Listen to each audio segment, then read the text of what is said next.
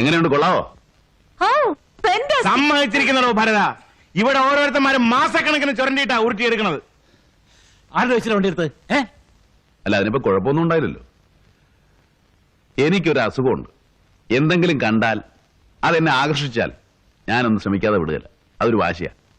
മാറി